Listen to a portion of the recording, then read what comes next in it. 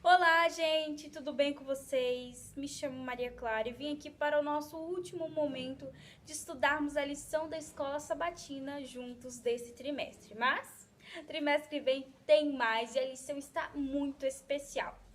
Se você ainda não adquiriu a sua lição da Escola Sabatina, não fique de fora. Procure o diretor da Escola Sabatina de sua igreja, o seu pastor, e peça informações para você poder também ter, porque esse elemento espiritual é maravilhoso e você não pode ficar sem. Então vamos agora descobrir o que Deus quer falar para mim e para você na lição dessa semana.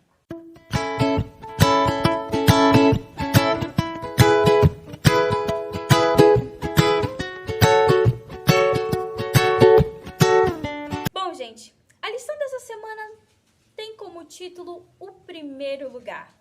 Já aconteceu com você de você participar de uma competição e com a maioria dali querer ganhar o primeiro lugar e tá no topo?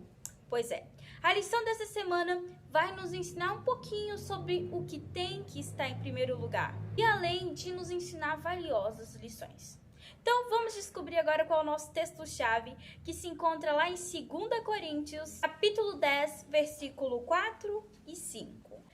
Destruímos raciocínios faliciosos e toda a arrogância que se levanta contra o conhecimento de Deus.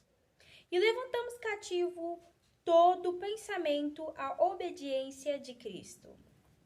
Esse texto-chave é bem profundo, não é mesmo? Bem, o orgulho, a humildade e a ambição são características marcantes na vida do ser humano, mas uma é contrária às outras duas. A humildade é uma das características que foi vivenciada na vida de Jesus quando ele esteve aqui na terra junto com os homens.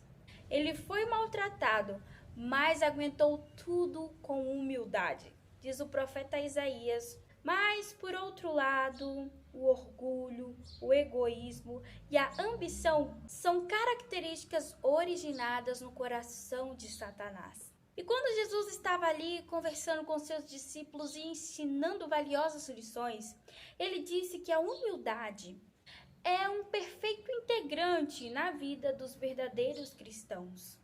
A humildade e o serviço são características do reino de Cristo que ele veio estabelecer em nós.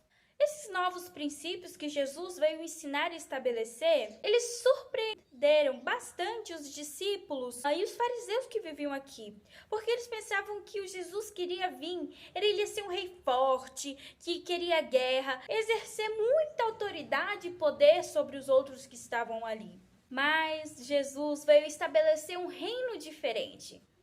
Nesse reino, a humildade está presente. Jesus chamava as pessoas não para exercerem autoridade, mas sim para servir. As pessoas fortes, Jesus chamava para ajudar as pessoas que estavam debilitadas. Quem possuía a liderança, talentos, posição, educação, tinham a obrigação de servir, diz a escritora Ellen White.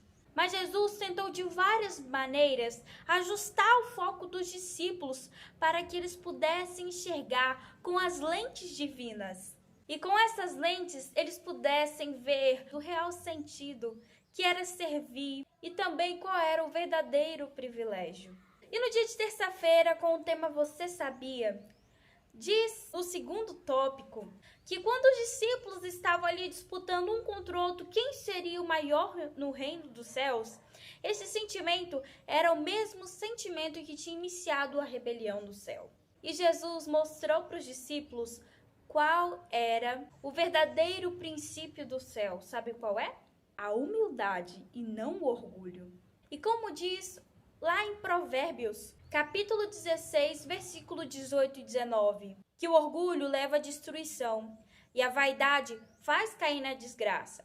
E é melhor ter um espírito humilde e estar com os mais pobres do que participar das riquezas dos orgulhosos. E a lição traz uma frase do livro O Libertador, muito importante, que eu vou comentar com você. Ela diz que para a gente ocupar uma elevada posição sobre os outros, o céu escolhe o trabalhador que assume uma posição de humildade. Isso não é muito profundo? E se eu e você quisermos fazer parte do reino de Cristo, a gente precisa exercer essa mesma característica que Jesus veio ensinar para os seus discípulos. E o texto flash dessa semana diz bem assim: a simplicidade, o esquecimento de si mesma e o amor confiante de uma criancinha, as características da verdadeira grandeza, são os atributos que o céu valoriza. Aos pés de Jesus, a dignidade e a ostentação terrestre são esquecidas. O rico e o pobre, o culto e o iletrado, todos são vistos como indivíduos igualmente comprados pelo sangue, sem que se considere classe social ou superioridade mundana. Aos olhos de Cristo, eu e você somos todos iguais. E Jesus gostava bastante de usar como exemplo as criancinhas para falar um pouquinho sobre o céu. E quando os discípulos estavam ali discutindo para ver quem seria o maior, quem estaria no primeiro lugar, Jesus chamou uma criança para perto e disse: "E se tornem como criancinhas, jamais entrarão no reino dos céus." Esteja analisando aí nesse momento quais são as virtudes que você precisa ter em sua vida e quais são os defeitos que você precisa deixar de lado para que você se torne um verdadeiro cristão do céu. Jesus muitas vezes pede para que sejamos como as crianças. É porque as crianças geralmente têm um olhar especial para as pessoas que estão ensinando a elas. E esse também é o sentimento que a gente precisa alimentar em relação a Jesus. Cristo é o nosso professor e nós devemos nos achegar e sentarmos aos seus pés para aprender com ele. Bem, uma escritora afirma na sua obra Humildade, a virtude esquecida, que o pecado nos afasta de Deus, mas o orgulho representa um ataque direto a ele. E realmente, esse sentimento humano eleva o coração acima de Deus e contra ele. O orgulho procura destroná-lo e colocar o homem no poder. E eu e você, que somos cristãos, que acreditamos em Jesus, como a gente pode lutar contra esse pecado? O que a gente deve fazer para deixarmos o orgulho de lado? Como diz o apóstolo Paulo, que não viva mais eu, mas Cristo vive em mim. Como a gente faz para poder chegar a esse ponto?